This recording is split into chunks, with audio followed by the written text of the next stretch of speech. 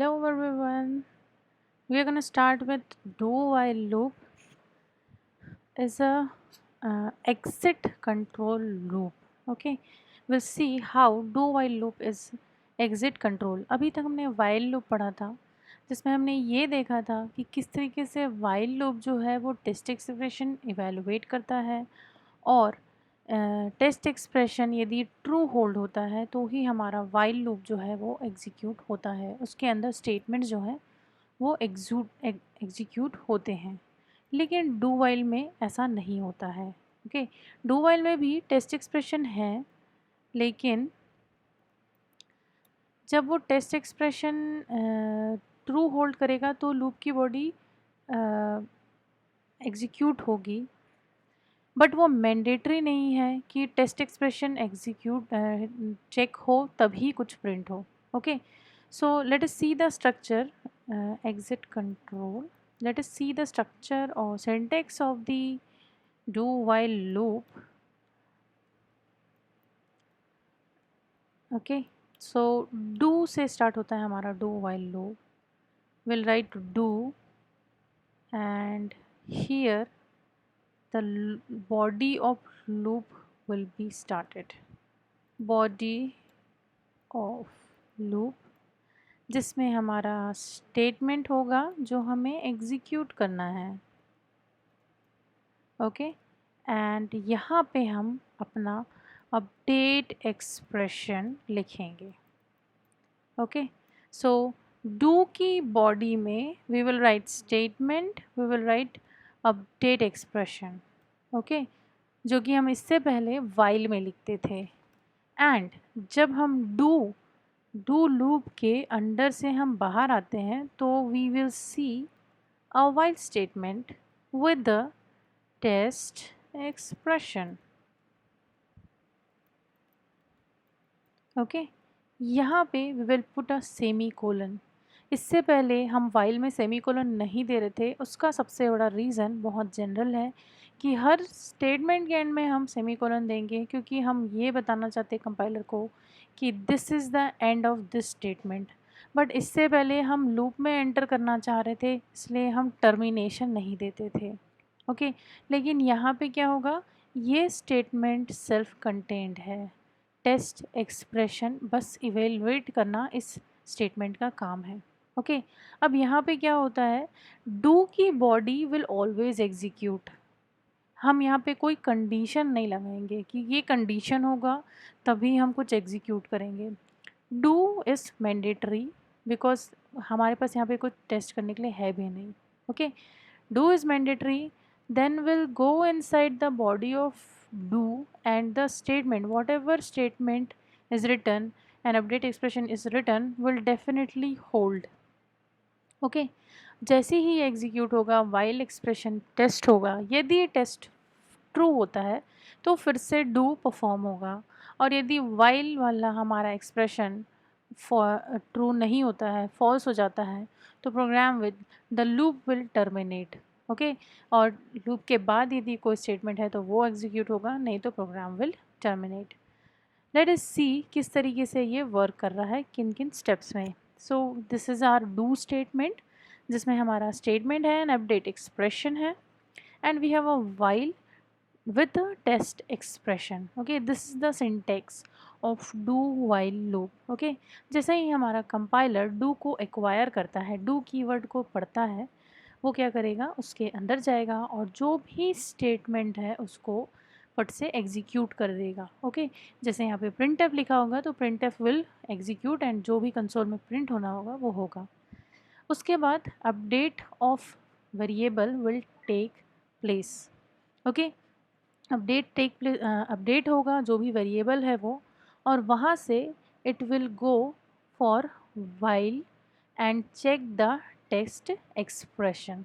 Okay, as usual test expression true है तो हमारा डू वाला जो पार्ट है वो फिर से एग्जीक्यूट होगा, और तब तक एग्जीक्यूट होते रहेगा जब तक कि ये वाइल का test expression is true.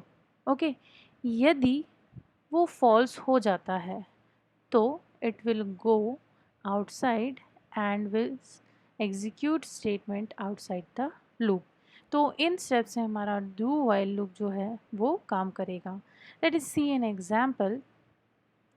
This is pretty much similar code to previous one जो हमने वाइल में एग्जीक्यूट किया था, जिसमें हमने एक वेरिएबल लिया है काउंट और यहाँ पे हम 1 to 5 वे नंबर्स को प्रिंट करा रहे हैं। Okay, now here count is initialise to 1 और उसके जस्ट बाद we have a do expression.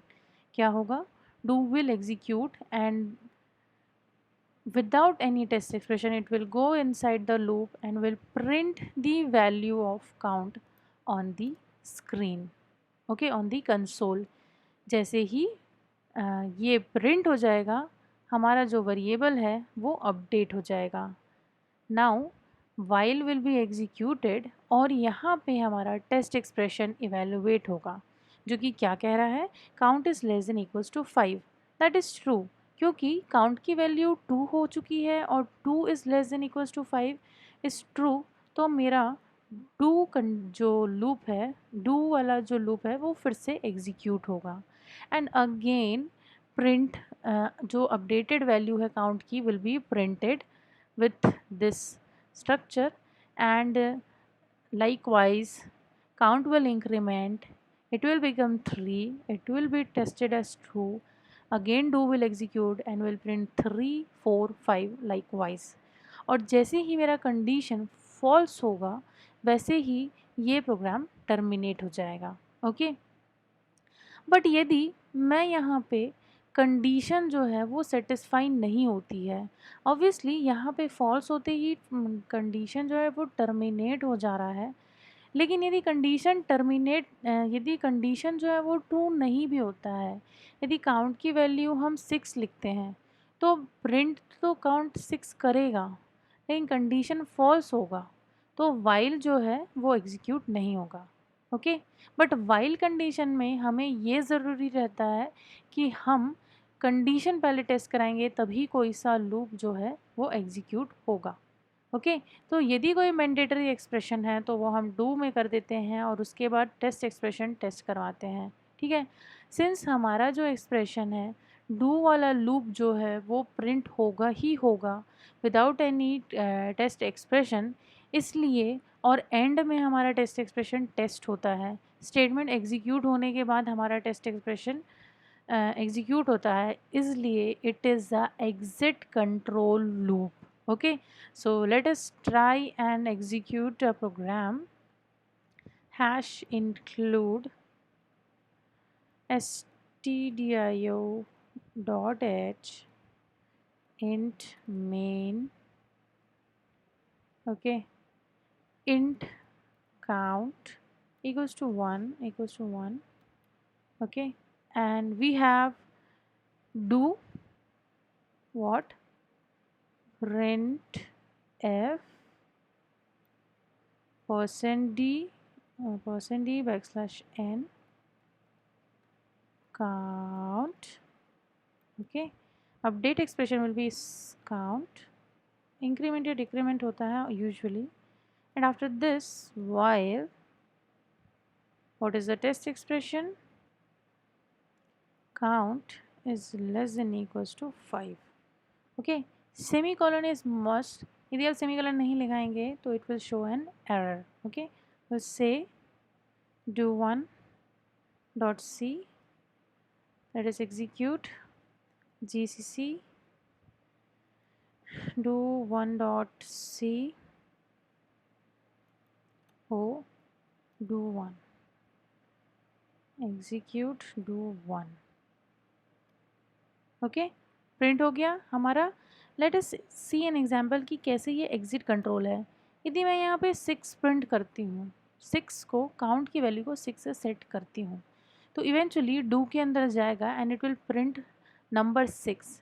It will increment the value of 6 and 7 and will go to while, will test 7 is less than equals to 5, it's false, it will stop and it will not go to do further। okay, let us execute this one। 6 will be printed because 6 is the value of count, but the loop will not go further because test expression वहाँ पे false हो गया है। okay, thank you।